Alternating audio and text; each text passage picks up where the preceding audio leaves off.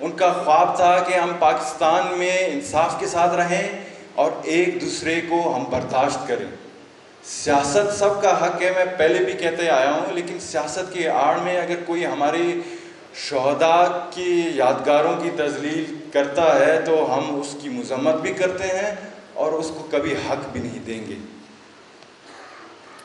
تو آئیں آج کے دن ہم یہ عہد کریں کہ ہم سب مل کر ہم اپنے شہداء کی قربانیوں کی قدر کریں گے، خواہ وہ سیکیورٹی فورسز کا ان کا تعلق ہو، سول لائن اداروں کا تعلق ہو، خواہ وہ غریب طبقے سے تعلق ہو، جو بھی ہو ہم ان کی قدر کریں گے اور کسی کو ان کی تذلیل کا موقع بھی نہیں دیں گے، حق بھی نہیں دیں گے اور اس کی مذمت بھی ضرور کریں گے.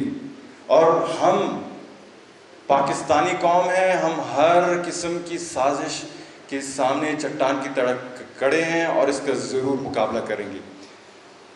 ویسے تو میرے کچھ as a pattern in chief میرے چیف منسٹر صاحب جو کہ ہمارے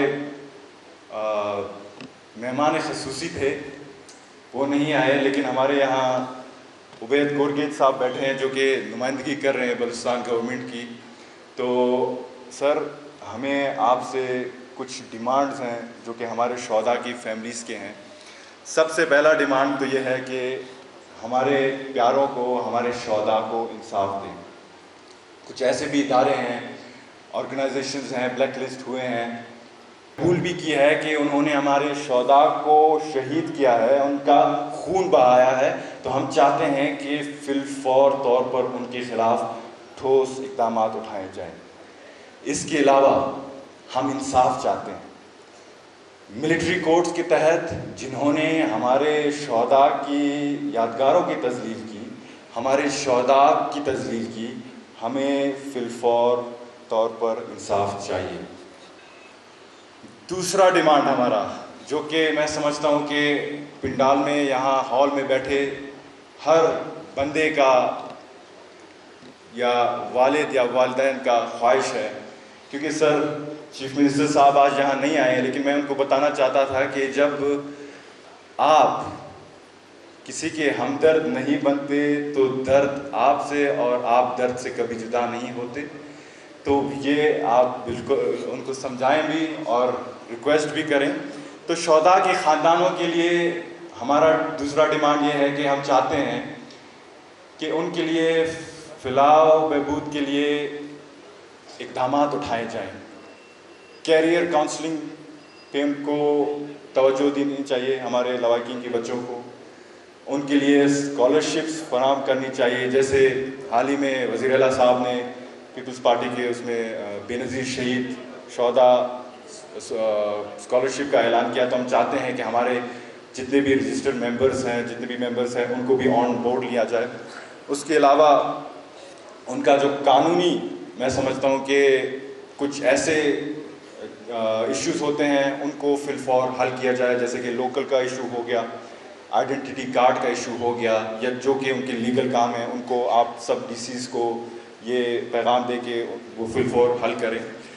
اور تیسرا میں سمجھتا ہوں کہ یہاں جتنے بھی بیٹھے ہیں، کہنا تو نہیں چاہیے لیکن حقیقت ہے اور سچ تھوڑا تلخ ہوتا ہے کہ سارے بے روزگار ہیں. تو ہم چاہتے ہیں کہ ہمارے شہداء کے فیملیز کے لیے نجی یا سرکاری اداروں میں ان کے لیے ایک مخصوص کوٹا رکھا جائے تاکہ ان کا جو گھر کا چولہا ہے وہ جل سکے. اور تیسرا بہت اہم میں سمجھتا ہوں کہ یہ ہے کہ شاید آپ لوگوں کو یاد ہوگا کہ آج سے 5 سال پہلے میرے والد کو ان کے 300 سے زائد ساتھیوں سمیت انہیں شہید کیا گیا ایک ہی بلاسٹ میں. اور یہ پاکستان کی تاریخ کا سب سے بڑا سویلین کیجولیٹی بلاسٹ تھا. تو جب میں اس وقت تھائی لینڈ میں تھا، جب میں واپس آیا تو ایسے ہی میرے لوگ میرے سامنے بیٹھے تھے اور میرے سامنے صرف 2 آپشن تھے، یا تو اس کا بدلہ لوں یا تو کسی کے بہکاوے میں آ کر بندوق اٹھا کر پہاڑوں کا رخ کروں. لیکن میں نے اور ہم نے، ہمارے ساتھیوں نے یہ فیصلہ کیا کہ ہم نہ ہی کسی کا بدلہ لیں گے، کیونکہ اللہ کی عدالت سے بڑا عدالت کوئی نہیں ہوتا. ہم نے ادھر اپنا کیس درج کر لیا ہے. نہ ہی ہم پہاڑوں کا رخ کریں گے. ہم نے تیسرا آپشن خود ہی جدوجہد کر کے نکالا، وہ تھا سیاسی جدوجہد. ہم نے یہ فیصلہ کیا کہ ہم سیاسی عمل کا مظاہرہ کرتے ہوئے پارلیمان تک پہنچیں گے اور اپنے شہداء کے لواحقین کی آواز بلند کریں گے، خواہ وہ صوبائی پارلیمان میں ہو، وہ قومی پارلیمان میں ہو. الحمدللہ ہم پہنچ گئے اور انشاءاللہ تعالیٰ یہ میرا وعدہ ہے کہ شہداء پہ کوئی کمپرومائز نہیں ہوگا. تو خواتین و حضرات، جیسے میں بتا رہا تھا کہ ایک تیسرا آپشن ہم نے پیدا کیا اور اس کی ایک وجہ تھی. اس کی وجہ صرف اور صرف یہ تھی کہ تعلیم.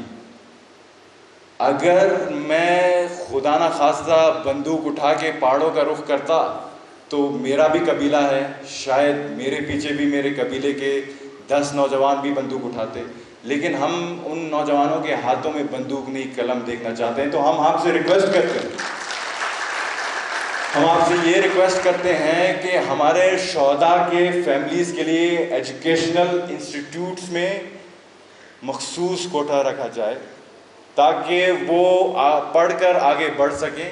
اور جب ہم بات کرتے ہیں ایجوکیشن کی یونیورسٹی لیول کے ساتھ ساتھ، ہم چاہتے ہیں کہ کیونکہ ہمارے زیادہ سے زیادہ جو لواحقین ہیں ان کے فیملیز ابتدائی تعلیم سے وہ نہیں مل رہا، تو ہم چاہتے ہیں کہ اسکولز میں بھی ان کے لیے خاص کوٹے رکھے جائیں. تو یہ چند ہمارے کچھ ڈیمانڈ تھے، اور ہم چاہتے ہیں کہ وزیر اعلیٰ بلوچستان اگر یہاں ہوتے میر سرفراز بگٹی صاحب، ان کی بھی قربانیاں زیادہ ہیں، وہ بھی جانتے ہیں، لیکن اگر وہ یہاں آتے تو ہم ان سے یہ بھی ریکویسٹ کرتے ہیں کہ شہداء کے فیملی کے لیے فی الفور آپ ایک اپنے سیکرٹ فنڈ سے ایک ایسا فنڈ رکھیں جو کہ ان کے جو کام ہیں، خواہ وہ اسکالرشپ کے حوالے سے ہو، اپرچونیٹیز کے حوالے سے ہو، وہ ہم کر سکیں.